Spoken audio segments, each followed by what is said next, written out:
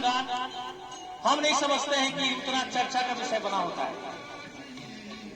आज इनकी आवाज जो डायरेक्ट एक लाइन बोला जा रहा है कि मेरी आवाज ही पहचान है, ये पहचान हम समझते हैं कि यह सबको इंस्पायर करता है।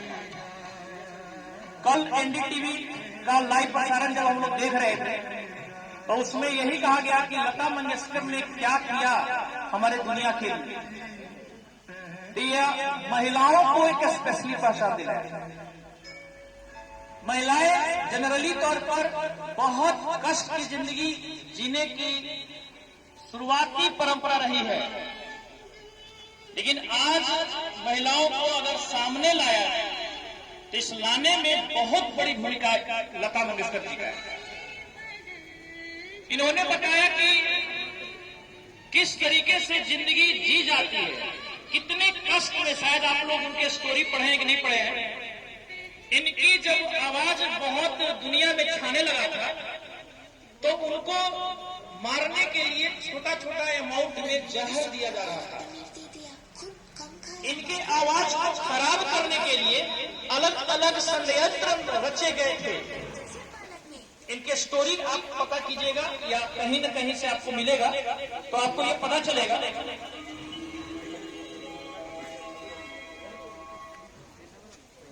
मैं आपको बता रहा हूं कि उनके आवाज का जो रिसर्च करने के लिए बहुत सारे साइंटिस्ट ने अप्रोच किया था कि आपकी आवाज में ऐसी क्या खास बात है, हम लोग साइंटिफिकली चेक करना चाहते हैं।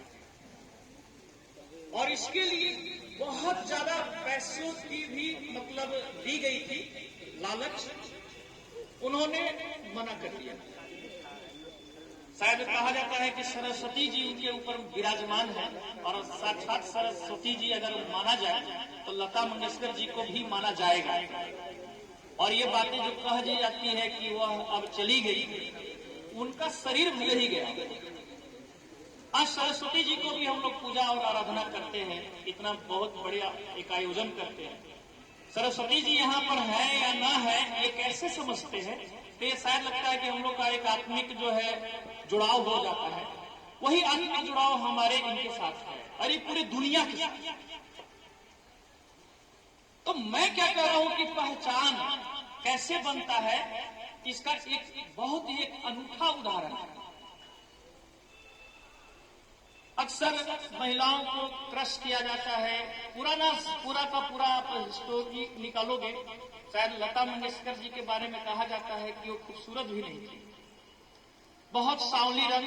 आप उसके बचपन का फोटो भी अगर आप देखिएगा तो पता चलेगा, प्योर गांव का एक कह सकते हो अपनी भाषा में देहाती टाइप का चेहरा, कोई अट्रैक्शन नहीं। अचानक सिर्फ एक छोटा सा आवाज कहां से कहां तक पहुंचा देता है व्यक्ति को, आप समझ सकते हैं। सबके पास कोई न कोई एक स्किल होता है, भगवान उसको दे करके भेजता है। चाहे वो कोई डांस कर रहा हो, कोई गाना गा रहा हो, कोई इसका मेमोरी बहुत बढ़िया स्ट्रांग हो, किसी का लॉजिक बहुत बढ़िया हो।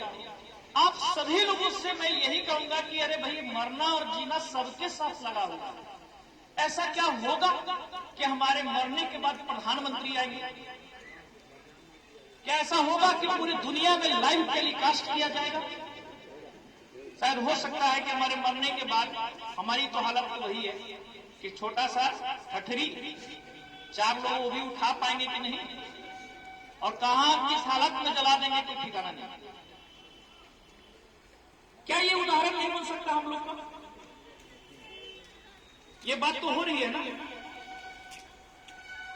ये चीजें मैं क्या कर रहा हूं कि आज हम लोग यहाँ पे जुड़े हैं इस बात को कहने के लिए कि मैं इनको याद कर रहा हूं।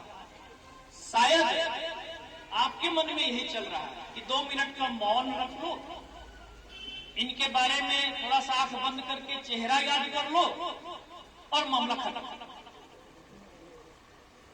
ये दुनिया के लिए इंस्पिरेशन है कि आप अगर चाह गए तो बहुत कष्ट आएंगे दुनिया में। बहुत दर्द भरा स्टोरी है इनका, और शायद वही दर्द भरा जो स्टोरी है इनके आवाज से निकलता है कि जब ये गाना गाती हैं तो म्यूजिक की आवश्यकता नहीं पड़ता, उनकी आवाज ही खुद म्यूजिक है।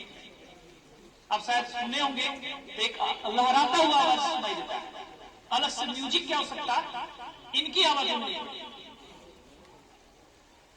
ये चीजें हैं जो हम लोग के अंदर भी झांक करके देखना चाहिए कि इनसे हमें क्या प्रेरणा मिला है। आज के ये 2 मिनट का जो मौन व्रत रखेंगे, इसमें हम ये सोचेंगे कि हम कहां तक हैं और हम कहां तक जा सकते हैं। उन्होंने यही कहा था कि मर जाता है आदमी, आत्मा पता नहीं अमर रहती है। अब आत्मा क्या होता है नहीं होता है हमें नहीं पता, लेकिन आपके द्वारा जो समाज में जो दिया गया जो चीजें होंगी शायद वो अमर होंगी। इनकी आवाज मिला है और इत्तेफाक है कि पूरी दुनिया इनके कायल है। और हम सब जितने भी लोग हैं इनके जीवनी से सीख करके, इनसे इंस्पिरेशन लेकर के हम लोग अपने आप को बदलें। हम इसी उम्मीद के साथ आज हम लोग इनको याद करेंगे। 2 मिनट के लिए इनके प्रति जो श्रद्धांजलि अर्पित करना है वो करेंगे, लेकिन इस 2 मिनट के दौरान हम अपने आप को भी रिलेट करेंगे कि हम क्या कर रहे हैं, हम क्या पा रहे हैं और इस लाइफ के हिसाब से हम कहां तक जा सकते हैं। मेरी क्या पहचान, इनकी तो आवाज है जो इनकी पहचान बना दिया। हम लोग की क्या पहचान, क्या इसी तरीके से भेड़ बकरी की तरह झुंडों में रहेंगे और क्या इसी तरीके से हम लोग अपना जिंदगी गंवा करके चले जाएंगे? क्या आपको लगता है कि जिस तरीके से इनके साथ जो घटना घटा, क्या ये सबके साथ ऐसा पॉसिबल है? कई लोग इस बात को बोलते हैं। उस दिन कल की बात बता रहा हूं, नरेंद्र मोदी जी, सचिन तेंदुलकर, शाहरुख खान, आमिर खान, सलमान खान, ऐसे ऐसे बहुत सारे लोग वहां पर टीवी में दिखाया जा रहा था। उसमें अरविंद कुमार धीरज नहीं नजर आया। ये हंस लीजिए, लेकिन कहीं न कहीं उनके लिए आधा घंटा 1 घंटा के लिए रोका गया है। पार्थिव शरीर को जलाने से पहले स्पेशली रोका गया था कि प्रधानमंत्री जी आ रहे हैं। क्या हम लोग के लिए भी इसको रोका जा सकता है? आंख बंद करके अरविंद कुमार धीरज यदि सोचेगा तो आप भी सोचिए अपने बारे में। क्या मेरा भी पार्थिव शरीर के ऊपर भारत का तिरंगा जो है रखा जाएगा? पता है ना कि भारत रत्न थी और प्रोटोकॉल में भारत के तिरंगा लपेट करके और उनको ले जाया जा रहा था। इस सबकी किस्मत की बात है। मैं अपने बारे में सोच रहा हूं तो आप भी अपने बारे में सोचिए कि हम कहां हैं, कहां तक जा सकते हैं और मेरी क्या पहचान। जरूरी नहीं कि आवाज ही आपकी पहचान है, पहचान बहुत तरीकों से होगी। क्या एक सिर्फ पहचान होगा कि रोल नंबर इतना, सेशन इतना, क्या यही पहचान है? तो हम लोग की तो अभी तक यही पहचान है कि जब आप लोग का नाम बोला जाता है तो हम पूछते हैं कि रोल नंबर क्या है। क्या रोल नंबर से हमारी पहचान होनी चाहिए? लेकिन हम लोग की पहचान रोल नंबर से ही है, उनके नाम से तो नहीं है। हाँ, नाम से कब होगा? जब उन्हें रोल नंबर की आवश्यकता न पड़े, डायरेक्ट उसका नाम लोगों के जहन में चला जाए। इससे ये 2 मिनट का जो मौन व्रत रखेंगे, इसमें हमें अपने आप से सीखना है हम क्या है और हमारी पहचान क्या है। जीना मरना बाबू, अरबों खरबों लोग हैं जनसंख्या में और सारे लोग में पल भर के लिए बहुत सारे लोग जन्म भी ले रहे हैं और पल भर में बहुत सारे लोग मर भी रहे हैं, लेकिन सारे लोगों को इस तरीके से याद नहीं किया जाता है। और आज मैं देख रहा था कुछ लोगों का मन था कि हम लोग सर छोड़िए सर, हम सर देर हो रहा है सर। पता ना किस बात की देरी है, कहां पहचान बनाने जा रहे हो भाई? आप लोग को प्रेरणा के लिए, शक्ति के लिए ऐसे ऐसे ही शख्स की जरूरत है। अब्दुल कलाम का नाम लिया जाता है, उनको भी भारत का तिरंगा लपेटा गया था। अब्दुल कलाम भी खाते वही है, रहते वैसे ही है, सोचते वैसे ही है। आखिर अब्दुल कलाम का नाम हम लोग क्यों ले? आखिर कहीं ना कहीं कुछ तो उनकी पहचान बनी। मैं यही गुजारिश करूंगा कि आज की यह जो सभा होगी, उस मौन सभा में हम सब अपने आप को इनसे प्रेरित होकर के अपने आप में परिवर्तन लाए। और सबसे रिक्वेस्ट है कि कम से कम कोई एक पहचान आप लोग अपने समाज को देकर के जाए। मैं पहचान ही बनाने की कोशिश कर रहा हूं, अगर मानो या न मानो, घुमा फिरा करके मैं भी कोशिश करता हूं कि पहचान बनाए, कि 4 लोग के बदले में अर्थी के पीछे पीछे 8 लोग खड़ा हो जाए। ज्यादा बेहतर काम करेंगे 16 लोग खड़ा होंगे। और ऐसी पहचान यदि बन गया तो हो सकता है पूरा दुनिया भी हमारे पीछे चले। क्या हमारे साथ भी ऐसा होगा?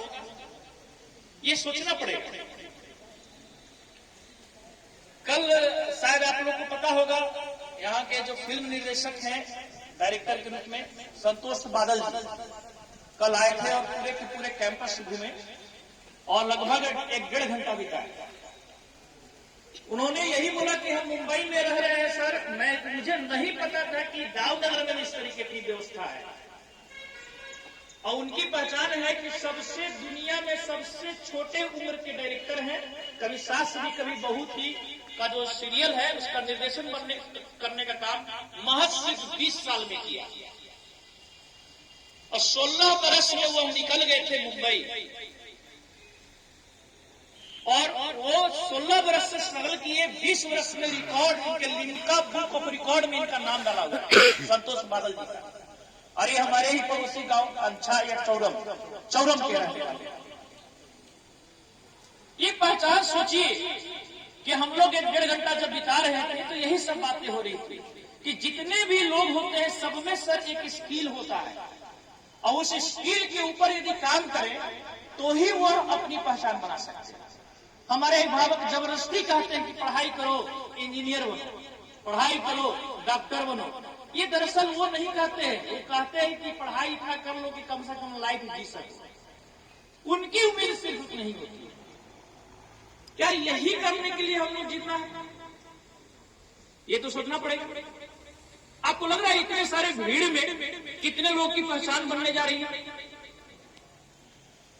कभी आपने सोचा है अपने ऊपर? अगर जिस दिन सोचने लगोगे उसी दिन से ट्रैक आपका मिलने लगेगा। उनको 16 वर्ष में उनको पता चल गया था कि मेरा इंटरेस्ट किस क्षेत्र में है और फिल्म बनाने के चक्कर में उनके जो सोच थी उनको मुंबई लेकर के चला गया। आप सोचिए कि आपकी सोच क्या है? तो कम बस 99% की सोच यही होती है कि किसी तरीके से सेटिंग करा के ही सही नौकरी एगो लग जाए, चाहे आर्मी के लग जाए, चाहे ग्रुप डी में लग जाए, किसी तरीके से परिवार चलाने लायक हम जिंदा रहे। उसी को कहा जाता है आम आदमी। और आज जिनके लिए हम लोग खड़े हैं इनको कहा जाता है खास आदमी। आम आदमी और खास आदमी में यही फर्क है कि सारे लोग खास नहीं हो सकते। उसी भीड़ के हिस्सा होते हैं लेकिन निकल करके इतना आगे चले जाते हैं कि सारी दुनिया उनके पीछे चलती रहती है। और खास आदमी में बहुत सारे नाम हैं, उसमें से एक नाम और जुड़ गया है लता मंगेशकर जी का। मैं अपने हृदय से, अपने मन से, तन मन जो भी कहिए, इस समय को हम लोग इस तरीके से 2 मिनट का वक्त गुजारे जिस 2 वक्त में इनके नाम पर तो हम सोचे ही, साथ ही साथ हम भी सोचे कि क्या मैं भी इनके तरीके से बन सकता हूं। ये नेचुरल गिफ्ट है, उनकी आवाज एक नेचुरल गिफ्ट है। कई लोग बोलते हैं कि सभी लोग लता मंगेशकर नहीं हो सकते क्योंकि नेचुरल गला है उनके पास। ये बात फैक्ट है। लेकिन एक बात और फैक्ट है बाबू कि सारे लोग जो जन्म लिए हैं ना, सबके पास कोई ना कोई एक नेचुरल गिफ्ट है। आप नेचुरल गिफ्ट की वजह से सांस ले रहे हैं। नेचुरल गिफ्ट की वजह से इतने आपकी जो बॉडी का कंस्ट्रक्शन है वो नेचुरल गिफ्ट है। इस नेचुरल गिफ्ट की मदद से हम लोग बहुत कुछ कर सकते हैं। निकलेंगे हम लोग खड़े हैं, नेचुरल गिफ्ट है कि हमारा पैर ठीक है, हम सुन रहे हैं, नेचुरल गिफ्ट है कि मेरा कान काम कर रहा है, क्या उसके बदौलत बहुत कुछ नहीं किया जा सकता? बिल्कुल किया जा सकता है। समस्या है आपके दृढ़ निश्चय की, आपको अपने स्किल को पहचानने की। आपका स्किल ही आपको बहुत आगे ले जाएगा, नहीं तो जबरदस्ती किसी के कहने से आप अपनी पहचान नहीं बना सकते। आप लोगों को शायद पता ना हो, एक एक गीत के लिए इनको एक एक रुपया मिला करता था। और एक छोटी सी झोपड़ी में शायद 3 या 4 बहन है और 2 या 3 भाई हैं, और बहुत मुश्किल से इनकी गुजारा होता था।